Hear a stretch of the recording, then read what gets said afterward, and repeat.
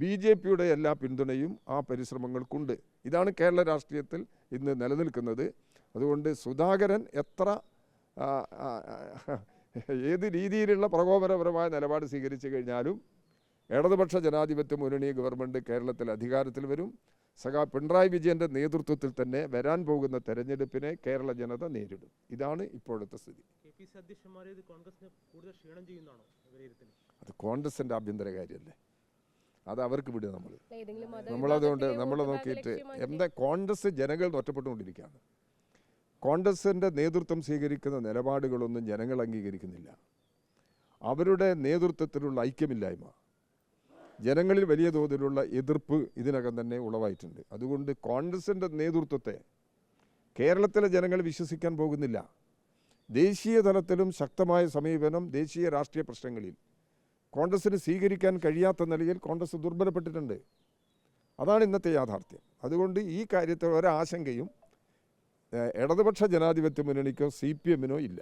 സഭയുടെ നോമിനിയാണോ KPCC അധ്യക്ഷൻ എന്നൊക്കെ വിമർശനങ്ങൾ വരുന്നുണ്ട്. അങ്ങനെ ഏതെങ്കിലും വോട്ട് ബാങ്ക് ലക്ഷ്യം, മതവിഭാഗത്തിന്റെ വോട്ട് ബാങ്ക് ലക്ഷ്യമിട്ടായിരിക്കും അങ്ങനെ നീക്കം? ഏത് ക്രൈസ്തവ വോട്ട് ബാങ്ക് ലക്ഷ്യമാക്കി? അതെ, ഇവിടെ എന്താ പ്രശ്നം എന്ന് പറഞ്ഞാൽ നമ്മുടെ രാജ്യം മതരാഷ്ട്രവാദം ശക്തമാണ്. ഇപ്പം അതൊന്നും വിശദമായി ചർച്ച ചെയ്യേണ്ടുന്നൊരു സന്ദർഭമല്ല. ആ യാഥാർത്ഥ്യം ഇന്ത്യയിൽ നിലനിൽക്കുന്നുണ്ട്. മതന്യൂനപക്ഷങ്ങൾ വേട്ടയാടലിന് വിധേയമാകുന്നുണ്ട്. അതും ഇന്ത്യൻ സാഹചര്യത്തിൽ ഒരു യാഥാർത്ഥ്യമാണ്. കേരളത്തിൽ ജമായത്ത്, SDPI ഈ രണ്ട് ശക്തികളും മതരാഷ്ട്രവാദത്തിന് വേണ്ടി നിൽക്കുന്നവരാണ്.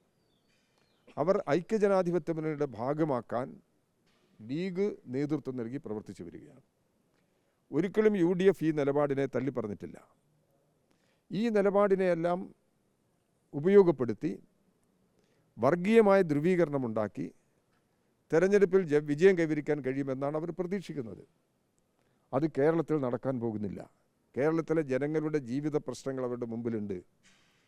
ഭൂബന്ധങ്ങളിൽ മാറ്റം വന്നത് മുതൽ ഇപ്പോഴുള്ള വൻകിട പദ്ധതികൾ പ്രാവർത്തികമാക്കുന്നത് വരെയുള്ള നിരവധി അനുഭവങ്ങൾ ജനങ്ങളുടെ മുമ്പിലുണ്ട്. ആ അനുഭവത്തിൻ്റെ അടിസ്ഥാനത്തിലാണ് ജനങ്ങൾ ഇടതുപക്ഷ ജനാധിപത്യ മുന്നണിയെ 3ാം തവണയും അധികാരത്തിലെത്തിക്കും എന്ന നിലപാട് ഞങ്ങൾ മുന്നോട്ട് വെക്കുന്നത്. ഗവൺമെൻറ്റിൻ്റെ വാർഷികാഘോഷ പരിപാടികളിലെല്ലാം ഈ നിലപാട് വളരെ വ്യക്തമായി പ്രകടമാണ്. അതുകൊണ്ട് KPCC നേതൃത്വത്തിനകത്ത് വന്നിട്ടുള്ള ഈ മാറ്റങ്ങൾ ഏതെങ്കിലും തരത്തിൽ കേരള രാഷ്ട്രീയത്തെ സ്വാധീനിക്കാൻ പോകുന്നൊരു ഘടകമല്ല എന്നതാണ് ഈ കാര്യത്തിൽ ഞങ്ങൾ വ്യക്തമാക്കുന്നത്. അല്ല, കീഴിൽ എന്തെങ്കിലും അമിതമായ പ്രതീക്ഷ ഞങ്ങൾ വെച്ച് പുലർത്തിയിട്ടുണ്ടെങ്കിലല്ലേ നഷ്ടപ്പെടേണ്ടത്. അതെല്ലാം നിങ്ങളുടെ അതൊക്കെ മീഡിയസിൻ്റെ വ്യാഖ്യാനങ്ങളാണ്. ലീഗിനോട് വ്യക്തമായ നിലപാട് CPM-നുണ്ട്. ആ നിലപാടിൽ മാറ്റം വന്നിട്ടില്ല. ആ നിലപാട് തുടരുക തന്നെയാണ് ചെയ്യുന്നത്. ലീഗിനോടുള്ള നിലപാടിൽ ഏതെങ്കിലും തരത്തിലുള്ള മാറ്റം വരണമെന്നുണ്ടെങ്കിൽ ലീഗിൻ്റെ രാഷ്ട്രീയ നിലപാടിൽ മാറ്റം വരണം. ലീഗിൻ്റെ രാഷ്ട്രീയ നിലപാടിൽ മാറ്റം വരുത്താൻ ലീഗ് സന്നദ്ധമാണോ? ആ രാഷ്ട്രീയ നിലപാടിനനുസരിച്ചിട്ടാണ് ഏത് പാർട്ടിയോടുള്ള നിലപാടും അങ്ങനെ തന്നെയാണ്. ഏത് പാർട്ടിയോടും ഉള്ള നിലപാട് സ്വീകരിക്കുന്നത് അവർ സ്വീകരിക്കുന്ന സമീപനത്തിൻ്റെ അടിസ്ഥാനത്തിലാണ്. അത് അവരാണ് തീരുമാനിക്കേണ്ടത്. അത് ജനങ്ങൾ അവരിൽ നിന്ന് അകലുന്നു എന്നുള്ളതാണ് ഞങ്ങളെ ഒരു കണക്കുകൂട്ടൽ. അതാണ്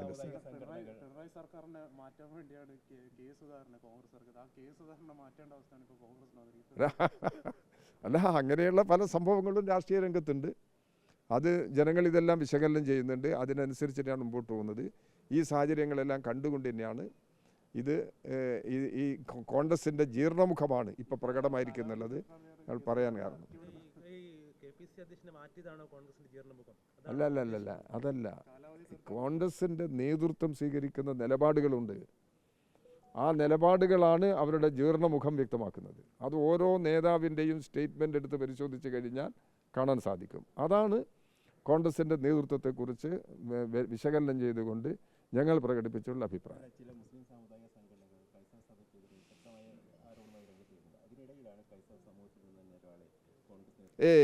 അങ്ങനെ എടുക്കരുത്. രാഷ്ട്രീയ രംഗത്ത് സ്വീകരിക്കുന്ന നിലപാടിനെ അങ്ങനെ മാത്രം നമ്മൾ സമീപിക്കരുത്. അങ്ങനെ സാമുദായിക തലത്തിൽ സമീപിച്ചിടത്തിലെല്ലാം പ്രശ്നങ്ങളുണ്ടായിട്ടുണ്ട്. അപ്പോൾ അതുകൊണ്ട് കോൺഗ്രസ് എന്ത് നിലപാട് എന്നുള്ളത് കോൺഗ്രസിൻ്റെ ആഭ്യന്തര കാര്യങ്ങളിലേക്ക് കടക്കാൻ നമ്മളില്ല. അപ്പോൾ എന്തായാലും അപ്പോൾ അതുകൊണ്ട് അത് വരുന്ന വഴിക്കാണ്, നമുക്ക് ജനങ്ങളുടെ മുമ്പിൽ വരുന്ന പ്രശ്നമാണത്. അത് ആ നിലയിൽ പരിശോധിച്ച് നമുക്ക് നിലപാടിലേക്ക് എത്താം. Okay, thank you.